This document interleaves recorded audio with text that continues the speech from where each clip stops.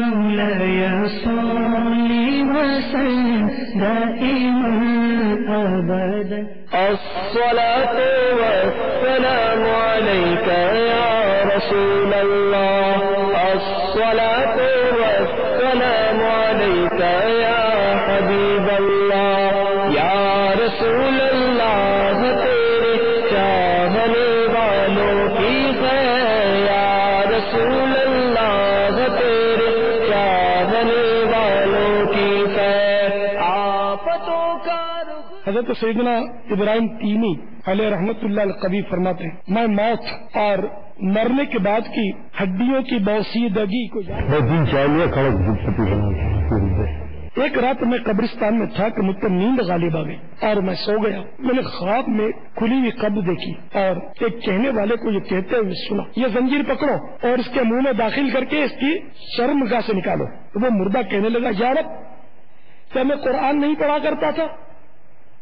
کیا میں تیرے حرمت والے گھر یعنی کعبے کا حج نہیں کرتا تھا؟ پھر وہ اسی طرح ایک کے بعد دوسری نیکیاں گنوانے لگا. تو میں نے ایک کہنے والے کو یہ کہتے ہوئے سنا تو لوگوں کے سامنے یہ اعمال کیا کرتا تھا لیکن جب تو تنہائی میں جب تو اکیلا ہوتا. ہاں بھائی چائے کیوں نہیں پیا؟ کیا ہوا آپ کو؟ ماشاء اللہ یار بڑا ہی پیارا چینل ہے یار. دیکھ کر میری گاڑی میں گانے وغیرہ بجانا سب بند کر دیا ہے. نہ تو چلاؤ تو سنتا ہوں تو نہ ہی بجانے دیتا ہوں کسی گاڑی میں گانے. اللہ اس چینل کو ہمیشہ آباد رکھے. اس چینل کی برکت سے میرے دونوں بچے الحمدللہ نیک نمازی بن گئے. ماشاء اللہ یار میں تو روڈ پر ہی ہوتا ہوں. جب بھی مجھے موقع ملتا ہے میں اس چینل کو دیکھ کے کچھ نہ کچھ سیکھ لیتا ہوں. اللہ عز و جل کا شکر ہے. گھر والے تو اس چینل کے دیوانے ہیں. بھائی مجھے بھی تو کچھ اس کے بارے میں بتاؤ. کچھ بہت دیکھ اور سیکھ. ماشاء اللہ تو دیکھنے کو نیکیاں بڑھتی ہیں نیکیاں. سچ ہے بھائی سچ ہے. کا ہوں جذبہ عطا یا الہی کا ہوں جذبہ. ارے کتنے بچہ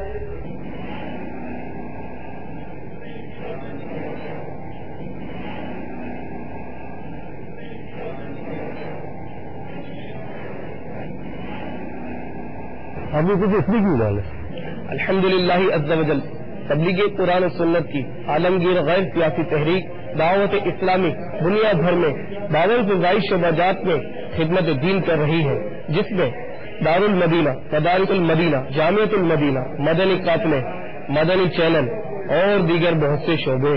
وہی تحریک جس کے بارے میں ابھی آپ سب ٹی وی پر دیکھ رہے تھے یعنی مدنی چینل پر دعوت اسلامی کو دنیا کے دور دراز علاقوں میں پہنچ کر قرآن و سنت کی تعلیمات اور آقا صلی اللہ علیہ وسلم کی سنتوں کو عام کرنے کے لیے ہماری بھی ضرورت ہے. آپ بھی اس کار خیر میں حصہ ملائیے.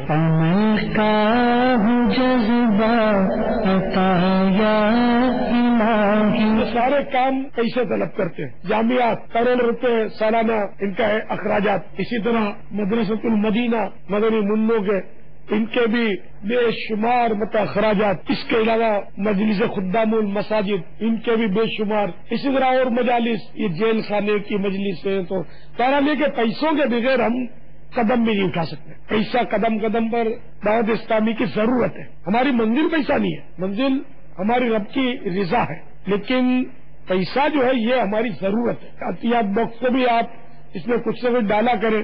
مثلا اگر ہر اسلام میں کم از کم 1 روپیہ بھی عطیات میں ڈالے روزانہ 1 روپیہ اور سالانہ بنے گے 360 یا 365. پھر 10 سال کے اب آپ حساب کر لیں. میرے حساب میں کمزور. پھر آگے پھر 1 کے کتنے بنے تو 2 کے کتنے بنیں گے تو 100 کے کتنے بنیں گے. تو ہم تو لاکھوں لاکھ کی تعداد میں دعوت اسلامی والے.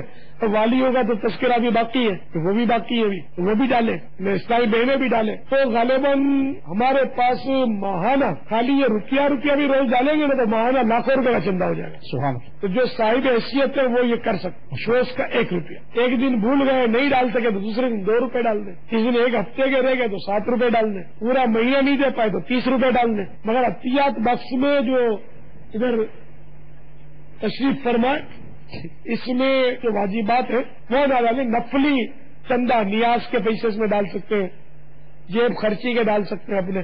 جی ہاں 11ویں شریعتی نیاز کے لیے الگ چندہ کر رکھا آپ نے، کوئی بات نہیں، اس میں سے بھی ڈال سکتے ہیں، تو وہ ابھی آپ کی ملک پر باقی ہے، یہاں تک کہ اگر وہ آپ کے قبضے میں ہی ہے نیاز کا چندہ جو آپ نے نکالا ہے تو آپ کے پاس نا، تو کسی کو مالک نہیں بنایا، تو زکوٰۃ میں بھی وہ محسوب ہوگا، حساب میں شامل ہوگا زکوٰۃ کے لیے، اس کو زکوٰۃ بھی نکالنی ہوگی، تو یہ اپنے گھر میں رکھ لیجئے۔ مولاي صل وسلم دائما ابدا